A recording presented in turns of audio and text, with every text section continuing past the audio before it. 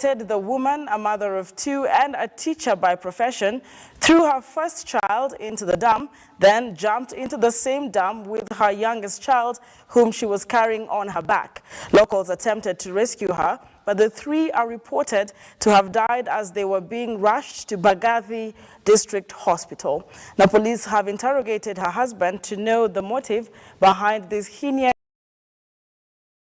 and unfortunate act.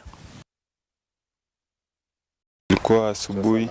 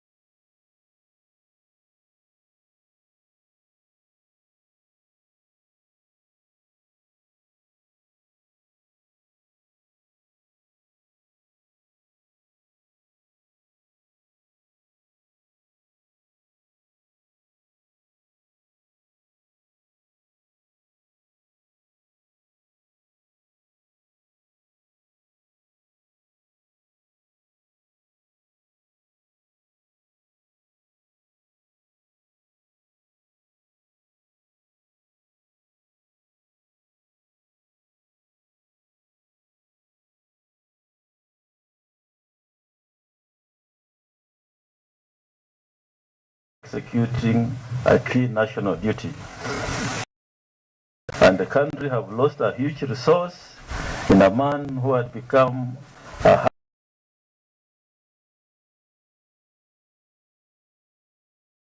highly dependable electoral manager. Chebukati has in the strongest term accused security apparatus of laxity as he maintains there is unwillingness from investigative agencies to prosecute the murders to conclusion and bring the perpetrators to answer to their crimes. It defies logic that with the sophistry and technological capabilities that criminal agencies have, they have not been able to resolve these mysterious murders of our staff.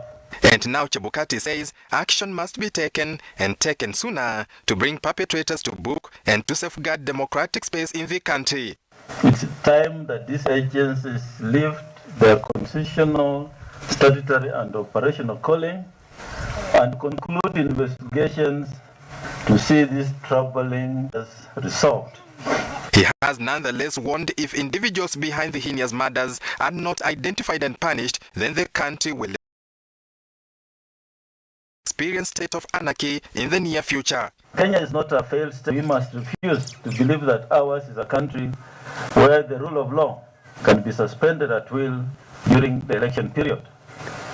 In the interest of justice and for the sake of the families of our slain staff, as well as our institutional interest, as IBC, we demand a comprehensive statement of the state of investigations of these murders. The family of the late Musyoka has paid him a glowing tribute and termed him a man of great humor who had immense love for his family. I shall miss your spot-on sense of humor and your infectious laughter, which lit up the entire house, assuring us that all is well. You are our biggest fan and greatest role model. the solution to our problems, always having witty answers to our questions, pouring generously from your well of wisdom that keeps us apart. But Dad, you remain in our hearts. Henry Tende, Look Up TV. All right, now, in the efforts to beat the 27th August deadline, Azimio presidential candidate Raila Odinga and his running mate Martha Karua have submitted a written presidential petition before the Supreme Court ahead of the face-to-face hearing slated to run for 6 days starting Tuesday, with the final verdict expected to be given on the 5th of September. In a 72-page petition drawn and filed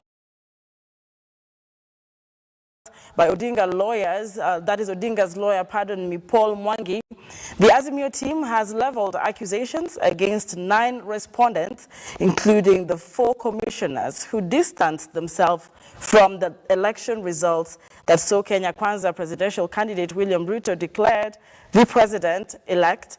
And of course, here's Cecilia Lubanga with more details. In a 72-page petition drawn and filed by Odinga's lead counsel, Paul Mwangi, the Azimio team has leveled accusations against 9 respondents who have until Friday, 26th August to submit their responses. To stop the corruption cartels from getting to the heart of our nation and government. The 9 include the IEBC Commission, the IEBC Chairperson Wafula Chebukati, Commissioners Boya Molu, Professor Abdi Gulie, Juliana Cherera, Justice Nyagaya, Francis Wanderi, Irene Masit, and the declared president-elect William Samoei Ruto. Raila Odinga also banks on key affidavit filed by an ICT personnel Benson Wesonga on an alleged planned Kim's kit failure and is willing to demonstrate the planned rigging in the Supreme Court within the 6 days of the hearing. Kika kwamba tuko na ushahidi wa kutosha ya kuonyesha kwamba sisi ndio tulishinda uchaguzi huu. Among other issues leveled against the accused in the Apex Court dossier, false entries contrary to Section 6A of the Elections Act No. 37 of 2016, omitting to include results, indirect procurement of election material in connection with elections without the authority of the Commission, making of false statements knowingly, dissemination of information with the intentions to influence the outcome, intentionally altering the IEBC network and portal, all